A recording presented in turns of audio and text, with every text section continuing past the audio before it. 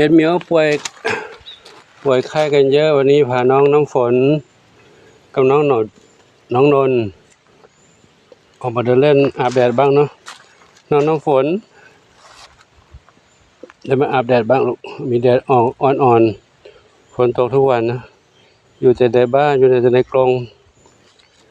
ไม่เห็นเดินเห็นดาวเห็นแสงแดดพามาเดินเอาเล่นบ้างเนาะ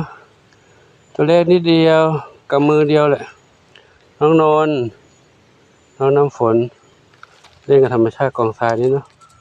ให้เขาเล่นสักพักหนึ่งค่อยเอากลับไปนะเล่นอยู่นี่เนอะลูกเอ้ยเล่นอยู่นี่นะหมาน้อยได้ยินเสียงหลวงปู่น้อยได้ยินเสียงหลวงปู่ร้องหาแล้วเล่นตัวนี้ก่อนนะลูกเดี๋ยวปู่ไปดูน้องหมาน้อยก่อนนะเดี๋ยวมารับเข้าบ้านนะ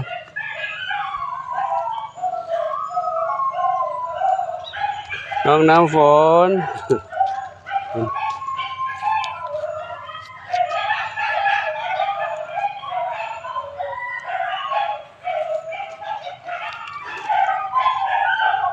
น้องฝน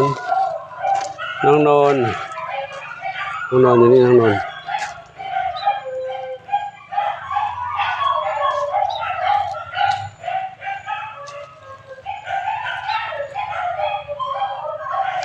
พี่ท้องอ่อนเล่นกับน้องหน่อยเลยน้องไม่มีแม่น้องเหงาเพื่อนจากไปกันหมดอะเพื่อนจากไปแล้วเหลือ2 เมียนี้แหละ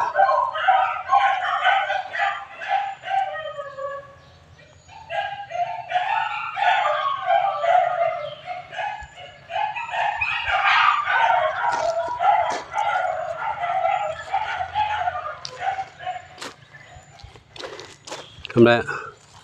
เข้าห้องน้ำเหรอเข้าห้องน้ำเข้าห้องน้ำเข้าห้องน้ำทำไงฉี่ไว้เสร็จแล้วเดี๋ยวสักพักดูเนาะเดี๋ยวฝนจะตกอีกแล้ว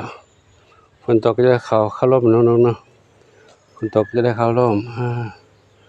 น้องๆในบ้านใหญ่เขาจากไปเรื่อยๆแล้วของเราก็เพื่อนเราจากไป3แล้วเนาะก็ได้มา5ทีนี้เหลือ2แล้วชื่อน้องนนท์ชื่อน้องฝนอยู่นี่เนอะพี่อยู่นี่ลูกพี่อะไรพี่ส้มขาวเล็กส้มเล็กอยู่นี่เนาะเจ้าหมาน้อยอะไรได้ยินเสียงปู่ได้เลยได้ยินเสียงปู่ร้องอยากจะออกมาแล้วอยากมาเล่นเหรอไม่ได้ลูกไม่ได้ออกมาไม่ออกนะวันนี้นะฝนจะตกแล้วปู่เพิ่งกลับมาเหนื่อยมากเลยเนาะต่างขาวต่างเข้มเป็นต่างจุดแม่เหมียวอะไรกันนี่อะไรมากันนี่ตามปู่มาเลยบุญนำส้มอ่อนสีหน้าส้มสีสุดาทองอ่อนส้มขาวเล็กจามจุลีซับทวีมาแล้วน้องน้ำฝนเข้าบ้านแล้วน้องฝนพี่บุญนำพาน้องเข้าบ้านแล้วน้องเข้าบ้านน้องนนท์มาเร็วเข้าบ้านเร็วเข้าบ้านเร็วกลับเข้าบ้านแล้วน้องน้ำฝนน้องนนท์กินอาหารพวกอาหารนะกินมาเร็วเป็นไงไม่หิวเหรอไม่หิวจะไปเล่นอีก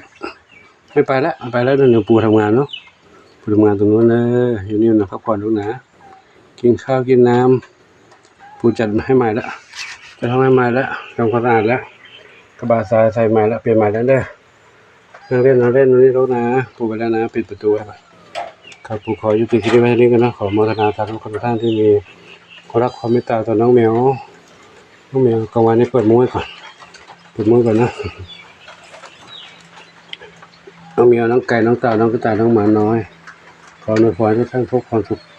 คนจะได้มีความสุขกายสุขใจสมปรารถนาเท่ากันทุกคนทุกท่านเถิด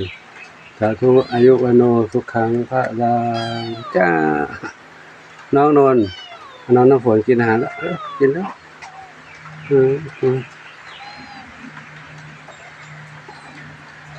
น้องน้ำฝนมากับสายฝนอาเจียนนวรัตน์จะได้นานนี้ฝนตกแล้วลงมาอีกแล้วลูกจินตลาก็ไม่ค่อยสบายเปียกฝนมาพักผ่อนอยู่นี่ผมผ้านอนอยู่นี่เนาะนะ ตัวเย็นแล้วเนาะตัวไม่ร้อนแล้วตัวเย็นแล้วเนาะพักผ่อนดีพักผ่อนแล้วนะเดี๋ยวก็หายแล้วเนาะแข็งแรงหายไวๆแข็งแรงเนาะนอนอยู่นี่เนาะก็จะพาไปตากอาบแดดบ้างพอดีฝนตกลงมาอีกไม่ได้อาบ ลงมาแล้วจะพาไปอาบแดดฝนตกอีกแล้วไม่ได้อาบแดดเลยเดี๋ยวรอฝนอยู่กันเนาะฝนอยู่แล้วหลวงปู่พาไปอาบแดดอาบแดดเย็นๆอุ่นๆเนาะครับก็ขอยุติแค่นี้เนาะขออนุโมทนาสาธุ